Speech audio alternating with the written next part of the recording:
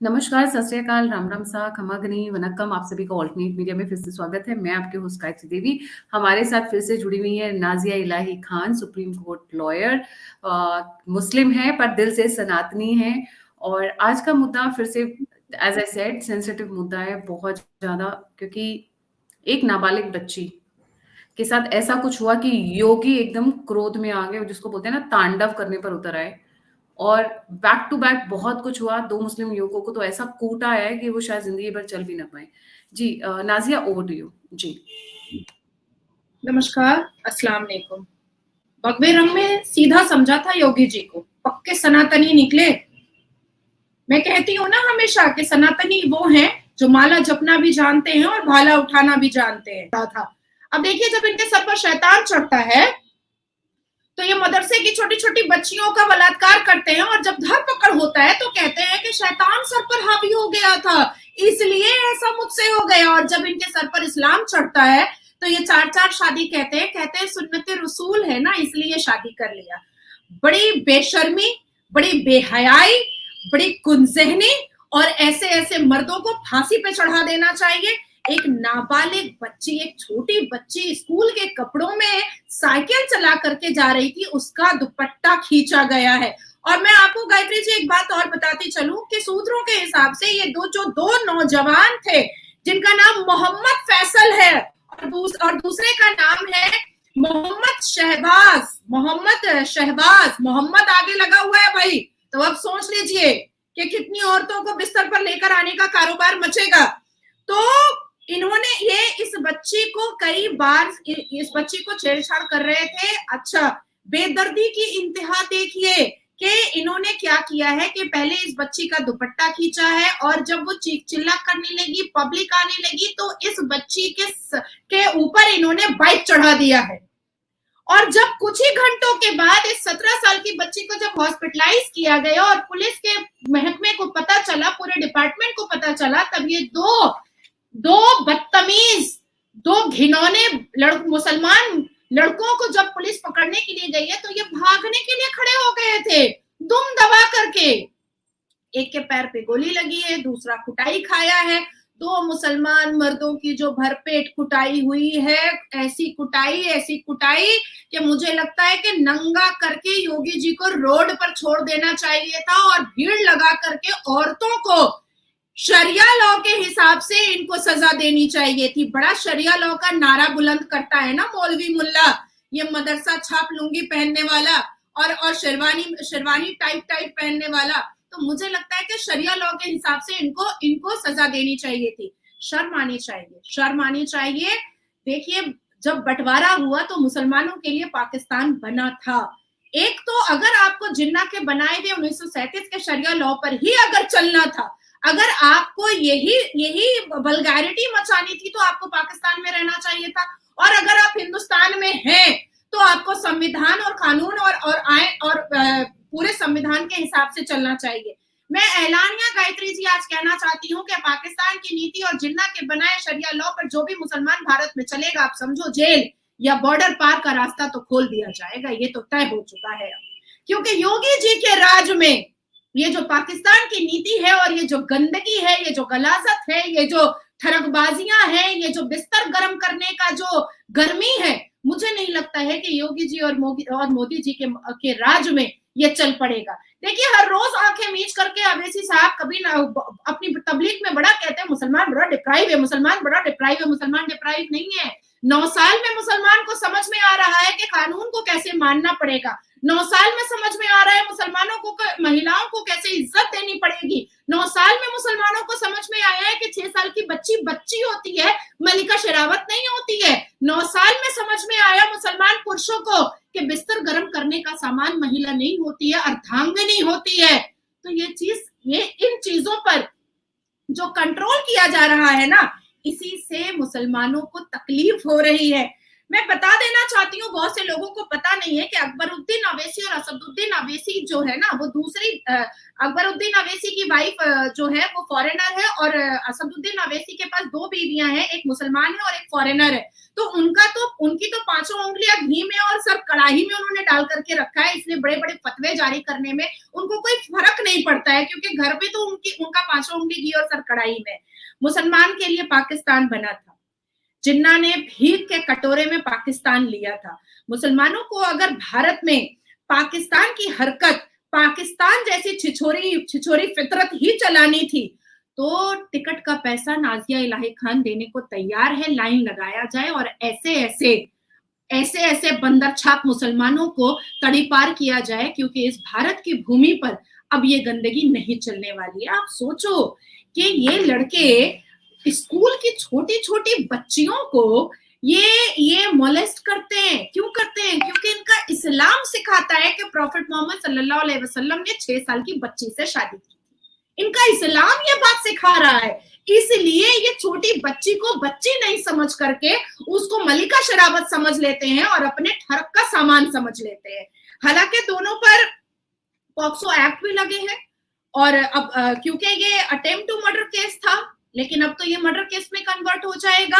बेशक मोदी जी ने ये बात कही है कि, और योगी जी ने कल ऐलानिया अंबेडकर नगर में ये बात कही है कि बहु बेटियों पर नजर डालने वाले और बहु बेटियों को मोलेस्ट करने वाले हर एक फर्द के कान में ये डाल दिया जाए कि यमराज यहाँ बैठा है।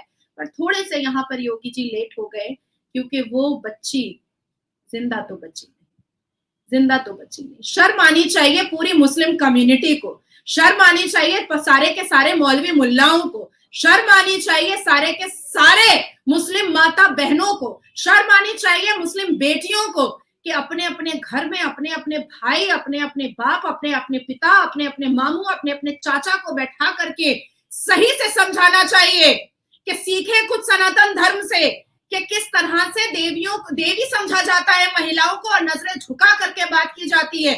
यहाँ तो सिर्फ दुपट्टा खींचो, थरकबाजी का सामान बनाओ, सिर्फ उनको सेक्सुअली यूज करो, सिर्फ उनको सेक्स के लिए इस्तेमाल करो। हो क्या रहा है? और यही चीज को जब खत्म करने के लिए योगी महाराज जी और मोदी जी जब बात करते हैं तो मुसलमानों के पेट में बड़ा दर्द होता है। देखिए, ये कहते हैं कि हम पहले बड़े खुशहाल थे और अचानक से ये 9 साल में बड़े गरीब हो गए। भैया, ये पहले अंबानी बनकर के बैठे हुए थे और अचानक भीख का कटोरा इनके हाथ में आ गया है। कैसे? कोई 9 साल में, अच्छा 9 साल भी मैं क्यों जोड़ू, अब 2 साल तक तो सारी चीजें एडजस्ट करने में मोदी जी को लगी। 7 साल में ये अंबानी से खाकपति हो गए, करोड़पति से खाकपति हो गए। बेसिकली इनके जो बिस्तर को गर्म करने का जो पूरा इंतजाम कांग्रेस ने करके रखा था, वो इंतजाम खत्म हो गया है, और इसी की वजह से इनकी पीड़ा, इनका दर्द, इनकी तकलीफ जो है वो योगी जी और मोदी जी की विरोधिता में नजर आती है। यही रीजन है। आप सोचो, एक छोटी सी बच्ची, उसको समझ में नहीं आई, स्कूल का कपड़ा का कोई मान मर्यादा समझ में नहीं आया। साइकिल में जाती हुई बच्ची को जिस तरह से छेड़ा गया है, वो तो भला हो योगी महाराज जी का, जिन्होंने हर चौराहे, हर गली, हर कूचे पर उन्होंने सीसीटीवी कैमरा लगा करके रखा है, जिसकी वजह से सारी चीजें ट्रांसपेरेंटली नजर आ गई और समझ में आ गई और धरपकड़ हो गया। आज आप पश्चिम बंगाल में देखिए, नासिर खान, कादिर खान रेपिस्ट, और उसको उत्साह कौन दे रहा है? यहाँ की चीफ मिनिस्टर के नहीं सजीवी घटना है। 5 बांग्लादेशी चर्च के अंदर जाकर के 72 साल की नन का रेप कर देते हैं। टीएमसी के नेता मंत्री के बच्चे 11 साल 12 साल की बच्चियों का बलात्कार करते हैं, और सीएम चीफ मिनिस्टर कहती हैं कि भाई वो तो लव अफेयर था, प्रेग्नेंट हो गई थी, इसीलिए उसका बलात्कार हो गया। अब आप देखिए, समाजवादी पार्टी के अगर आप अखिलेश जी को ले आइए और मुलायम जी को ले आइए, तो वो सीधा कहते थे कि टाइट जीन्स लड़कियां पहनेंगी तो मंचलों का तो दिल मचल ही जाएगा। तो ऐसी टिप्पणियां रखने वाले और ऐसे स्टेटमेंट पब्लिक गैदरिंग में देने वाले, आज आप सोचो कि उन्होंने किस तरह का माहौल बनाकर रखा था, जिसकी वजह से आज ना जाने कितनी बच्चियों को कितने दर्द का सामना करना पड़ा है, और आज भी जस्टिस नहीं मिला है। क्या कामदनी को जस्टिस मिला? क्या सुजन जॉर्डन को जस्टिस मिला? क्या जो 72 साल की नन को, जो 5 मुसलमान बांग्लादेशी ने बलात्कार किया था चर्च के अंदर, उसको जस्टिस मिला? नासिर खान दोबारा रेप करके 10 साल की सजा खट के बाहर आ गया, और उसके बाद फिर वो आराम से करोड़ों रुपए खर्च करके अपनी शादी ब्याह कर लिया। क्यों भाई? ये बर्दाश्त करते रहेंगे हम अपनी आवाज ऊंची नहीं करेंगे, हम रोड पर नहीं उतरेंगे? क्या कैंडल मार्च से हमारी इज्जत हमें वापस आ जाएगी? मैंने हमेशा कहा है गायत्री जी, एक चीज बहुत एलानिया कहा है कि समाज की अगर एक बेटी का कोई कपड़ा या दुपट्टा खींचता है तो ये समझिए कि इस भारत की भूमि पर जितनी महिलाएं हैं उसका भी दुपट्टा खींचा गया है। अब जरूरत है कि योगी जी के साथ आवाज में आवाज मिलाने की और मोदी जी के साथ सुर में सुर मिलाने की, और ये जितनी कुप्रथाएं और ये जितनी गंदगी और अय्याशियां मुसलमान लड़कों ने, मुसलमान पुरुषों ने, मुसलमानों ने फैला कर रखा है हमारे भारत की धरती पर, उसको खत्म करने का वक्त आया है। एकदम चंडी की तरह, माँ काली की तरह हम लोगों को बाहर निकलना पड़ेगा और ऐसे ऐसे ठरकबाजों को और ऐसे ऐसे इस्लाम वालों को ऐसा सबक सिखाना होगा कि रूह कांप जाए, दूसरा कोई अगर ऐसा करने का सोचे तो रूह कांप जाए इनका। जी, नाजिया जी बिल्कुल सही कहा। स्कूल की बच्चियां अगर सेफ नहीं है स्कूल जाते हुए तो माँ बाप स्कूल भेजेंगे क्या? 4 बार सोचेंगे। बेचारी मासूम सी बच्ची, उसका दुपट्टा खींचते हुए जिस तरीके से इन्होंने ये किया और उसके सर पर बाइक चला दी।